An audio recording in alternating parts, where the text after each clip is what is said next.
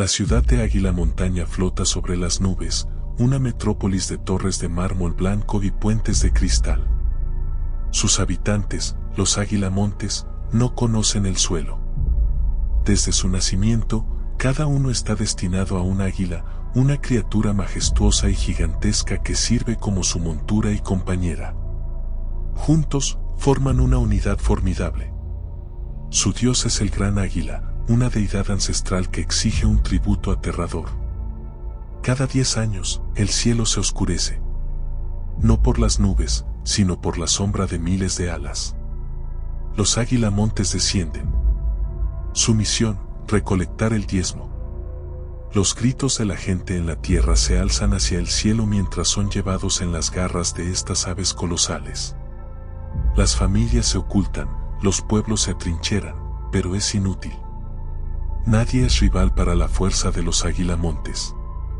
Este año, la tormenta de plumas se abalanzó sobre un pequeño pueblo pesquero. Un joven pescador llamado Elías observó con horror cómo su hermana pequeña, Sara, era arrebatada del muelle, sus gritos resonando hasta que se perdieron en la inmensidad del cielo. Elías juró que la recuperaría. Su determinación era inquebrantable, pero también su ignorancia. ¿Cómo podría un simple mortal enfrentarse a un dios del cielo? Sara se despertó en una jaula de oro, sus barrotes tan gruesos como troncos. A su alrededor, otros cautivos compartían su destino, todos con miradas de terror y resignación.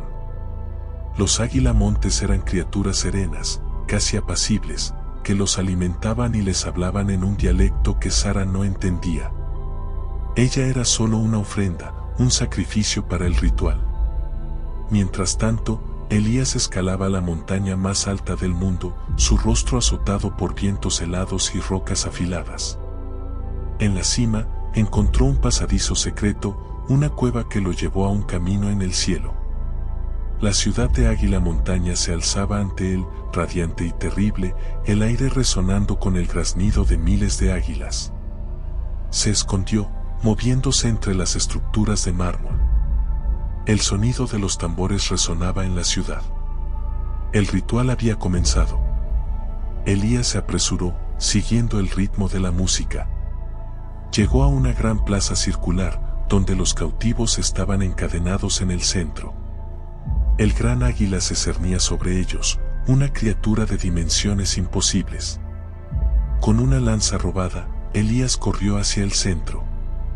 Su única oportunidad era crear una distracción. Pero la atención del gran águila no estaba en Elías, sino en la ofrenda.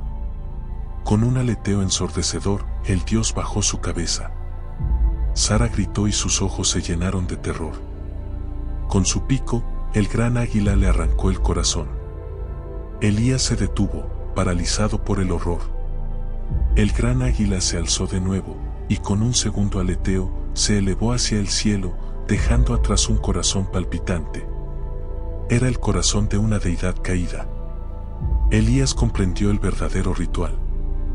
Los cautivos eran receptáculos para los fragmentos del corazón de los dioses caídos, y el gran águila, en su afán de purificación, se alimentaba de ellos.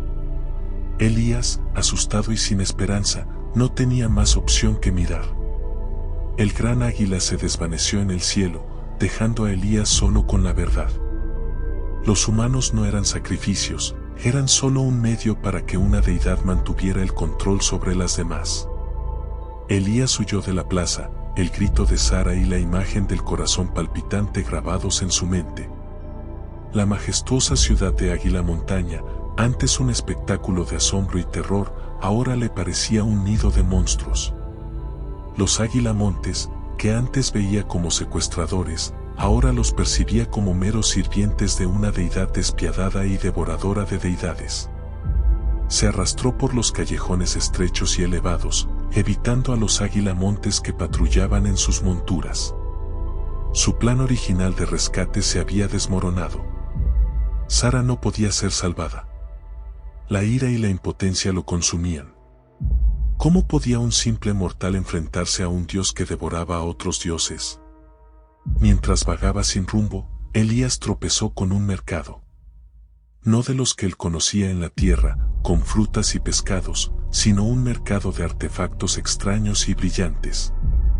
Algunas mesas exhibían plumas gigantes con incrustaciones de gemas, otras tenían pequeños ídolos tallados en huesos de criaturas desconocidas. Y en un rincón apartado, una figura encapuchada ofrecía frascos de líquido brillante. Elías se acercó. La figura levantó la mirada, revelando un rostro viejo y arrugado, con ojos que parecían haber visto siglos de tragedias. «¿Buscas respuestas, joven de la tierra?», dijo la figura, su voz un susurro ronco que contrastaba con el estruendo de los graznidos. Elías asintió, las palabras se le agolpaban en la garganta. «¿Qué son estos sacrificios? ¿Por qué mi hermana?» «El gran águila no es el dios que crees», interrumpió la figura. «Es un ser antiguo, un parásito que se alimenta de la esencia de otros dioses. Los corazones que devoran no son para purificarlos, sino para robar su poder y asegurar su propia inmortalidad. Los águilamontes son sus peones, cegados por la devoción y el miedo». La figura le tendió un frasco. Dentro, un líquido rojo oscuro brillaba tenuemente. «Esta es la sangre de un dios caído, un dios de la tierra y la creación, que una vez gobernó las montañas que escalaste. Fue devorado por el gran águila hace eones. Pero su esencia aún perdura». «¿Qué debo hacer con esto?», preguntó Elías, la esperanza brotando en su pecho. «Bébelo. Te dará una oportunidad, un destello de su poder. Suficiente para enfrentar al gran águila, si tienes el coraje. Pero ten cuidado, el poder de los dioses es un torbellino.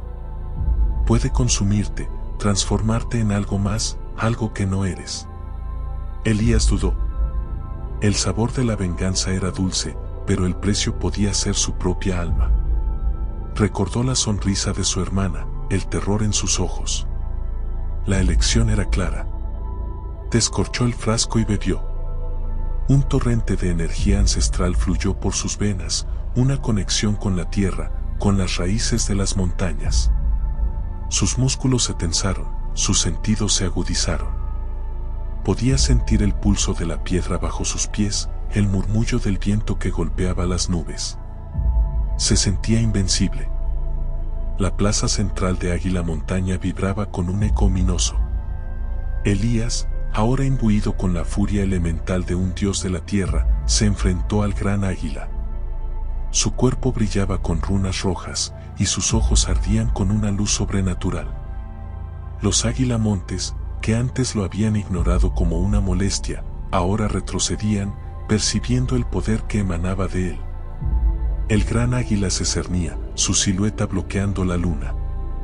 Un graznido ensordecedor salió de su pico, un sonido que desgarraba el aire y la misma fibra de la realidad. Elías respondió con un grito, convocando fragmentos de roca de las profundidades de la tierra, lanzándolos como proyectiles contra la criatura alada. La batalla fue un choque titánico de fuerzas primordiales. Elías, con una fuerza y agilidad sobrehumanas, esquivaba las garras del águila y golpeaba sus patas con puñetazos que resonaban como truenos. Pero el gran águila era un depredador antiguo, con siglos de experiencia en la caza de dioses. Sus movimientos eran calculados, sus ataques implacables. Con un batir de alas que generó un huracán, el gran águila lo empujó contra las torres de mármol. Elías, aunque herido, se levantó, su determinación inquebrantable.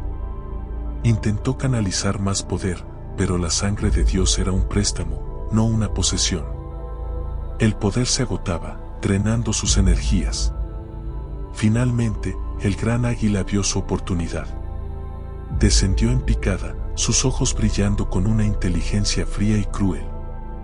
Elías alzó sus manos, intentando crear una barrera de piedra, pero ya era demasiado tarde. Las garras del gran águila se cerraron sobre él, no para matarlo, sino para drenarlo. Una agonía indescriptible recorrió el cuerpo de Elías. Sintió como la esencia del dios de la tierra era arrancada de su ser, como su propia fuerza vital era absorbida por la criatura. Su visión se volvió borrosa, el poder lo abandonó, dejándolo vacío y débil. La última imagen que vio fue el rostro complacido del gran águila, que había consumido una vez más la esperanza de un mortal. Se despertó sobresaltado en su bote, el sudor frío empapaba su frente y pecho. La luz de la luna llena se reflejaba en el mar. Tenía 15 años, como siempre. Susurrando dijo, un día sí lograré rescatarte. Esta historia que acabas de escuchar, solo existe si llegaste a este canal. Así como esta historia, encontrarás miles de las cuales puedas disfrutar en algún libro. Nuestra idea es fomentar y reforzar la lectura, recomendando historias y géneros literarios que te puedan parecer interesantes y te animen a investigar o leer sobre ello. Ayúdanos a compartir y dar like para posicionar el video, que el algoritmo nos trate bien y lo muestre a todos aquellos nuevos y viejos lectores. Cuídate y hasta pronto.